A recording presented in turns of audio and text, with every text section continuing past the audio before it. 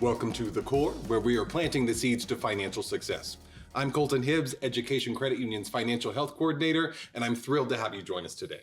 In each episode of The Core, we like to provide information that enhances your financial knowledge as well as encourages you to reach your goals.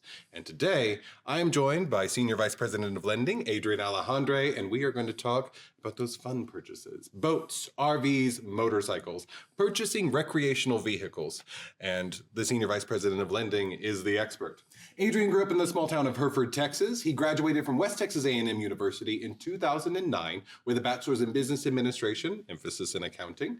He has been in the financial services industry since 2006 and the credit union movement since 2013. Adrian joined the Education Credit Union in 2021 as the Senior Vice President of Lending. He's married to Isela, a teacher in Hereford, Texas, and he has a 12-year-old daughter named Claire, and they are excited to welcome their son next month.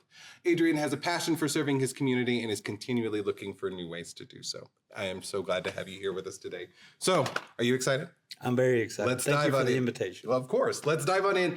So, purchasing recreational vehicles, what is the most important financial factor to consider? It's different than buying a car, buying a home. This is something different. So, what is the most important thing for somebody to consider? I think the most important thing for somebody to consider is this is coming out of your discretionary income. So after you've purchased your house, after you've purchased your vehicle, and you have that really good budget set, that's when you can start looking at the boats and the motorcycles and the RVs. And what are some common mistakes that people like? So this, again, is sort of when you have money to spend, correct? Usually motorcycles aren't a primary mode of transportation. Boats, obviously in our area, are sort of fun purchases. So what are some common mistakes like people make when making these purchases? How can they make it easier for themselves? There's a good old-fashioned saying that the best 2 days of a boat owner's life are the day that they buy it and the day that they sell it. Nice. All right. So I think some of these common mistakes are not knowing what maintenance costs. Mm-hmm. One of those mistakes might just be not knowing how much it takes to get to the lake when you buy a boat. So I bought a boat, my sophomore year of college. Wow. I thought it was a great purchase. It's probably the worst financial decision I ever made. The boat had like a 50-gallon gas tank in it. Gas was about $5 back then, so you do the math. Mm-hmm. $250 just in fuel. Wow. So then we talk about, I'm going to the lake for the weekend. I need to buy food. I need to buy gas. When you buy a boat, typically doesn't come with everything that you need. So whistles, life jackets, the accessories, yes, they keep you safe. Just like it's just a boat, so you don't have any of the extras. Oh my gosh. Okay. So to get to the lake, the first time I bought the boat was like $1,000. I was in college. I didn't have the money. Like you just had enough for the boat. Right. And I had no idea how much all the rest of the stuff costs. So I don't even know that I had the right vehicle to pull it. I could have been driving a little car. Like Toyota Corolla going down the road with a boat. How am I going to get this boat to the lake? So a bunch of stuff that people just don't seem to think about. No, and things to think about too, just like with any other loan, like insurance, especially for an automobile or for a home, like you have to have homeowners insurance. And are there insurance purchases people should consider for RVs, boats? Are they mandatory? Are they optional? What's best?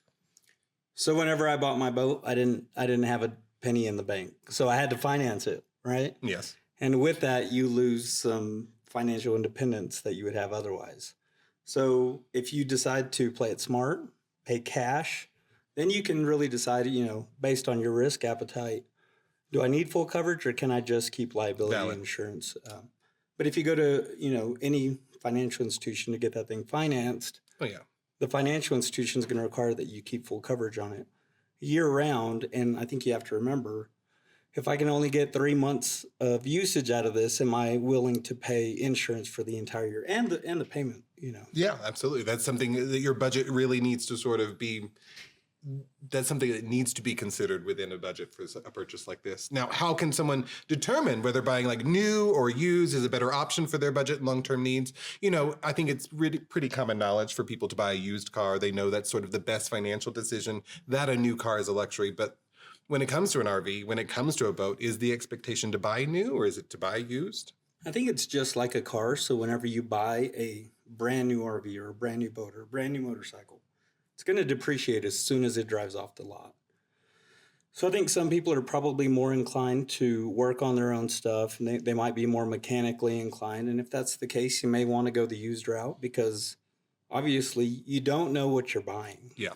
when you buy used. So I will tell you that some of these, especially when you get into boats, there might be some hidden issues down in a boat that you can't tell Yeah. until you get it on the water, right? Hopefully it's not a hole. There we go. Absolutely. So that $3,000 boat that you bought may be in the mechanic shop for $1,000 a couple weeks later, and you don't even, and if you're the mechanical type and you feel comfortable, fixing it yourself, you can save some money. But otherwise, I mean, that's the risk you take kind of whenever you buy someone else's toy. So there it is. That's the word. So this is really very discretionary, right? And so what can somebody do to sort of set themselves up to be in a place like, what if owning a boat, like you had the dream of owning a boat in college? Why? Anyway, so you have the dream of owning.